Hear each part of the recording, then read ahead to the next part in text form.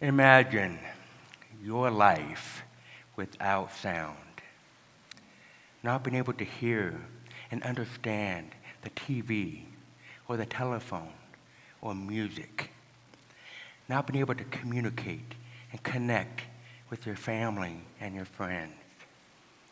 Imagine how much different your life would be without sound.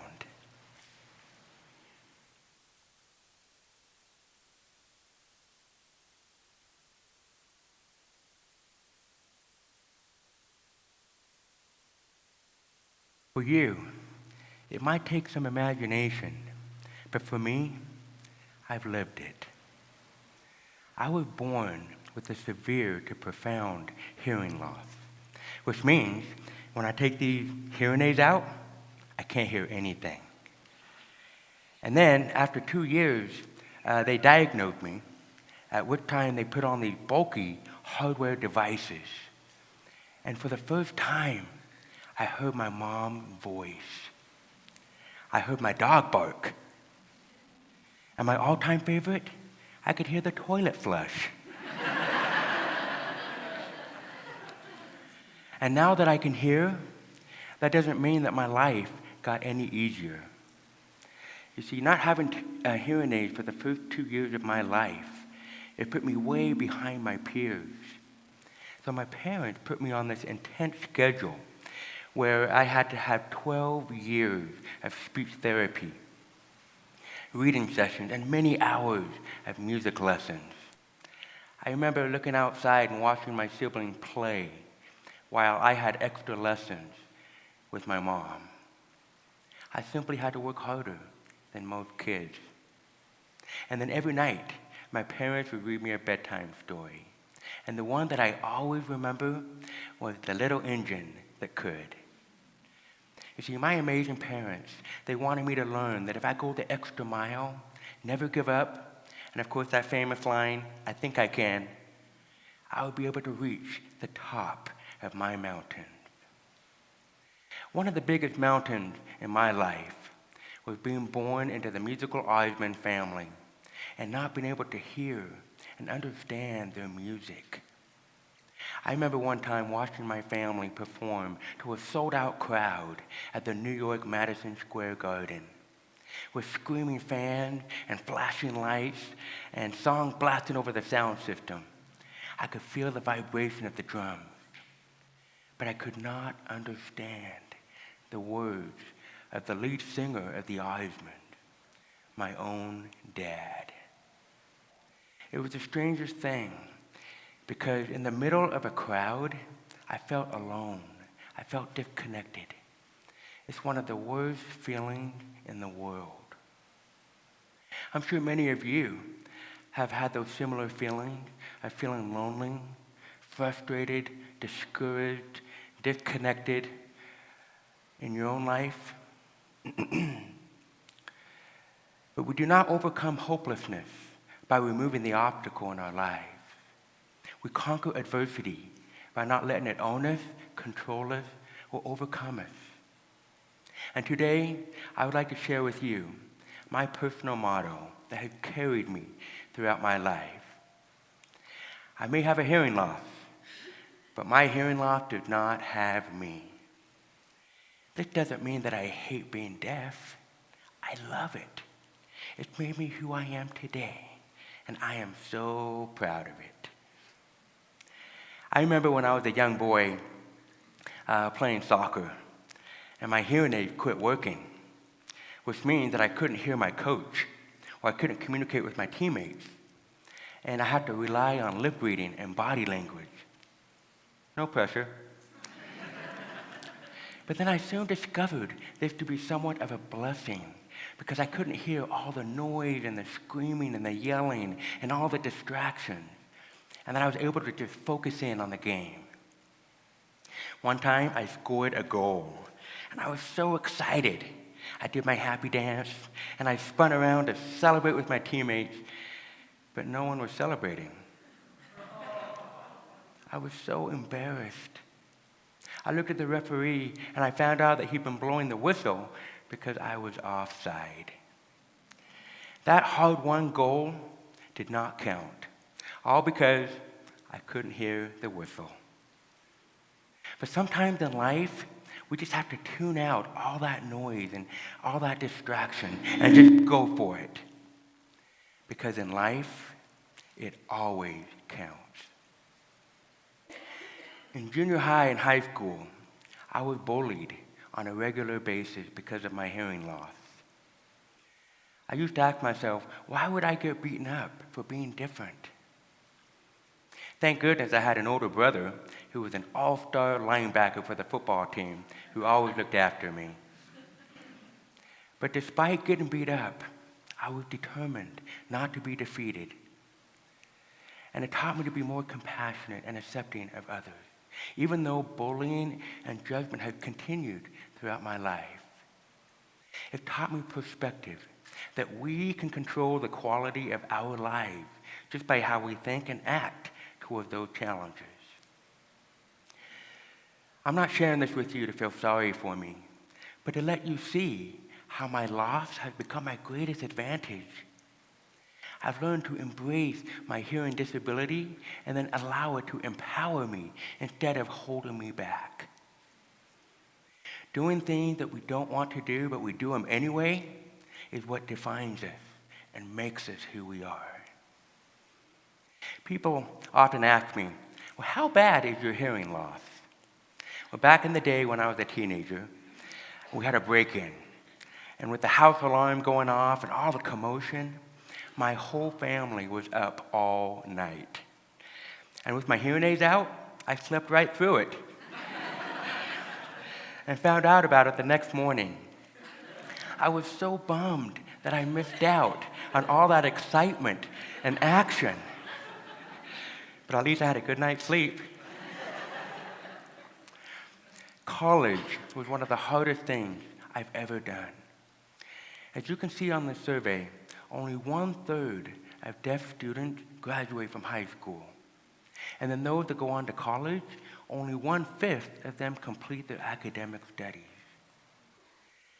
I was very lucky, and I managed to get through and get my bachelor's degree, but not without a fight. And then I was scared to death when my younger brother challenged me to do a master's degree program with him. Despite feelings of inadequacy, I reluctantly accepted the challenge. And to make a long story short, after the 2-year course was over, I had to continue for another whole year.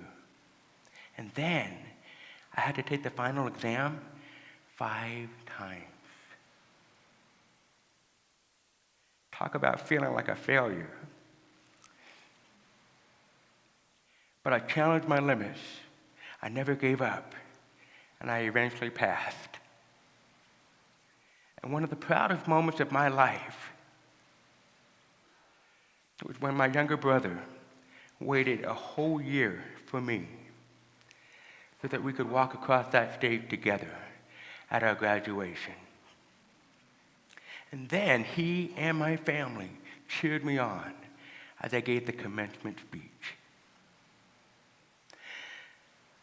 The goals that we work hardest for in life are the ones that we appreciate the most. I remember socially feeling insecure because of my deaf accent and wishing that I could sound normal like everyone else. But then it dawned on me, why do I want to sound like everyone else? And why do I want to even sound like Donnie or Marie? I want to sound like me. My deaf accent and my unique voice, that's who I am. Why should it matter what other people think of me? And as soon as I accepted myself for who I was and not what I was so much happier. Sometimes when people hear my deaf accent, they think I'm from some other country. Or they respond by yelling or using over-exaggerated mouth movements, thinking that would help me understand. But just so you know, that doesn't help.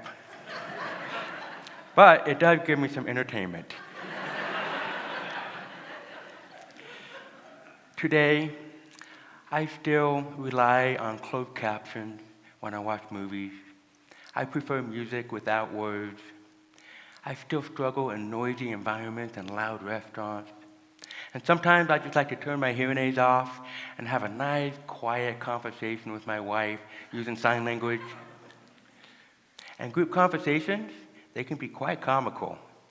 Like when someone makes a funny comment, and I have absolutely no idea what they just said, but I still smile and laugh. I'll admit, I have the disability advantage. You see, I can hear whenever I want to. I can also turn them off whenever I want to. Like when I'm on a noisy airplane and I just want my peace and quiet. Throw out the idea or the misconception that my deafness is an impairment because it's an advantage. It's not a curse, but a blessing. It's not a penalty, but an opportunity. This mentality has helped me to defy the odds of doing things I was told I could never do. I now play the violin, the viola, the piano, and the drums. I was the spokesperson for the Starkey Hearing Foundation and participated in many of the hearing missions worldwide. I wrote a book, and then I started my own charity in honor of my sweet grandmother to help more deaf children with the gift of hearing. And once, I was voted the shyest kid in high school. But now, I love conquering my fears and being able to give back as a motivational speaker, even with a deaf accent. I was told that I could never play a musical instrument because my ears were broken. And even though I came from a musical family, I'm sure many of you out there today have been told that you couldn't do something. But I was determined to find a way and to master this impossible challenge. So I practiced day in and day out, and then I experienced a miracle. I turned my hearing aids off, and then I placed this on my cheek, and all of a sudden, I could hear the music, not by hearing it, but by feeling it through the conductive vibration of this instrument. At that moment, I knew I could accomplish anything my heart desired. I just had to find a way.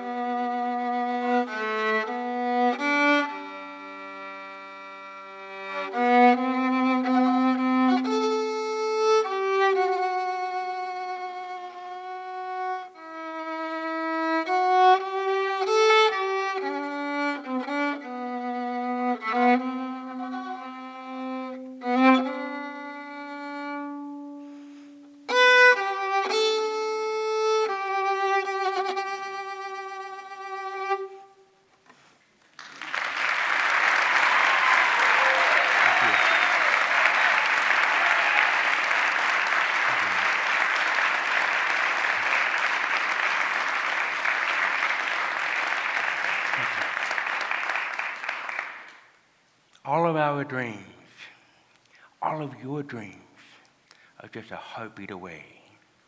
And the answers are all up to us. Will we find an excuse, or will we embrace our limitations and move those mountains and find a way? We all have limitations, but we've also got potential. And which one we embrace will determine the outcome and quality of our life. Thank you very much. Thank you.